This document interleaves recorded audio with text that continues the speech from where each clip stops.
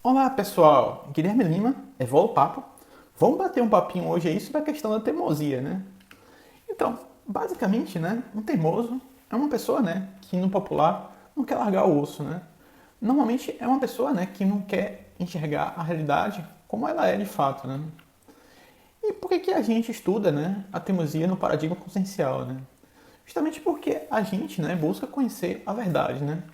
E conhecer a verdade pode melhorar a nossa própria consciência, né? E admitindo, né, a possibilidade de engano, isso é um ponto de partida mais humilde, né, do que achar que sabe tudo, né, sobre a realidade, né? E às vezes, por mais evidências, né, que você mostre, né, do engano da pessoa, para muitas pessoas isso é ofensivo, né? E às vezes até em função de sacralizações, né?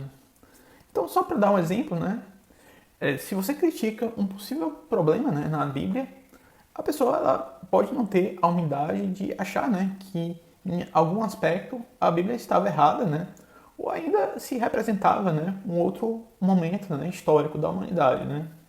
E a Bíblia, né, ela foi escrita por pessoas imperfeitas, né. Então é de se esperar, né, que existam alguns erros ou equívocos, né. E às vezes a teimosia é tanta, né, que por mais que você mostre os problemas, né, as pessoas continuam, né, sacralizando a Bíblia, né. Por exemplo, né, só a título de exemplo, a Bíblia ela tem várias passagens problemáticas, como uma passagem defendendo a escravidão, né. Tem também aquela parte que diz que comer frutos do mar é uma conduta abominável, né. Tem aquela parte que sugere, né, que mulheres adultas sejam apedrejadas, né. E tem também aquela parte que sugere, né, que os pais deveriam matar, né, assassinar filhos, né, desobedientes, né. Numa época como hoje, você falar uma coisa dessa aí, quanta morte que não ia acontecer, né? Pesquisa aí na sua Bíblia, né, para ver se eu estou certo ou se eu estou errado, né? E também, né, há países, né, como o Irã, né, que nem reconhece, né, a existência do Holocausto, né?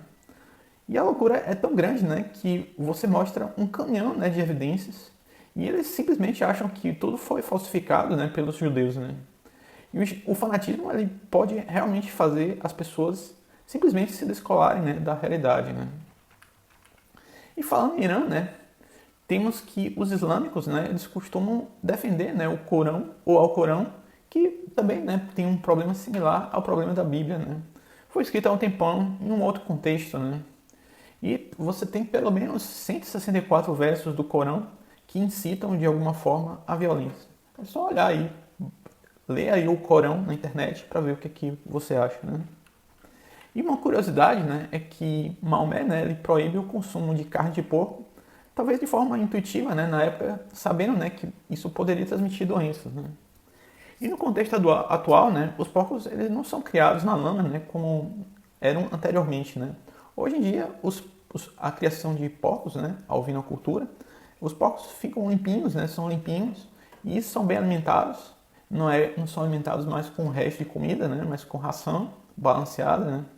De modo que, nos dias de hoje, né, é bastante improvável, né, se pegar uma doença comendo porco, né. E você também tem, né, a questão do próprio Brasil, né, que em vez de fazerem, né, um exame de consciência e o meia-culpa, né, no caso o PT, né, o PT ele tenta reescrever a história na tora, né. Mas eu acredito, né, que a uma altura dessas, né, vai ser impossível, né, fazer isso, né. E teimar, né, em fazer isso seria como tapar sol, né, com a peneira, né. Talvez fosse mais honesto, né, fazer o meia-culpa e aí a partir para uma renovação, né. E o PT realmente ele não inventou, né, a corrupção. As coisas eram assim, né. Eram assim que as coisas aconteciam antes dele chegar ao poder, né. E o PT só fez foi se adaptar ao sistema, né, existente, né. E reconhecer, né, olha, nós erramos, mas eram como eram as coisas feitas, né, na época, né? E apesar, né, de não justificar, né, a degeneração, o estágio de degeneração a que a gente chegou, pelo menos é possível, né, reconhecer que existem fortes atenuantes, né, em favor do PT, né. E tem também, né, a questão religiosa, em que a religião fala, né, que a virgindade é uma virtude, né. E essa ideia vem da ideia, né, de que sexo é pecado e a virgindade é virtude, né. E isso costuma ser uma ideia bastante problemática, né. E às vezes a gente não tem, né, a consciência do quanto essa visão, né, atrapalha a vida, né, da maior parte das pessoas.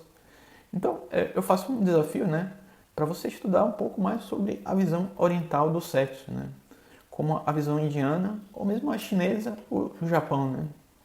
E nesse sentido, né, a visão do sexo como algo sagrado, né, faz com que as pessoas, né, elas selecionem melhor, né, os seus parceiros, né. Também tem, né, a tentativa de fazer, né, com que a antropologia ela seja essencialmente etnográfica, né? Ou seja, aquela que só aceita relatos descritivos sem julgamento, né? E na prática, né, eu diria que a comparação, né, na antropologia é algo inevitável, né? E também, né, na história, tem gente ainda teimoso, né, de não fazer, né, estudos comparativos para minimamente ser justo, né, na história dos povos, né? E por último, eu diria, né, que uma pessoa ela deveria ter algo, né, como um antivírus da própria consciência dela, né, para que ela seja capaz, né, de observar a si mesma e detectar, né, se é só aquela velha teimosinha entrando em ação, né. E aí, a partir da consciência, né, da detecção do problema, a gente pode tentar, né, agir e atuar de forma mais consciente, né. Então, pessoal, era tudo que eu tinha para dizer por hoje. Se você curtiu, dê o seu like, que ajuda a gente bastante. Se quiser comentar alguma coisa, comenta alguma coisa embaixo. Se quiser ajudar a gente, compartilhe esse vídeo com mais pessoas. Então, era tudo que eu tinha para dizer por hoje. Um grande abraço. Tchau, tchau.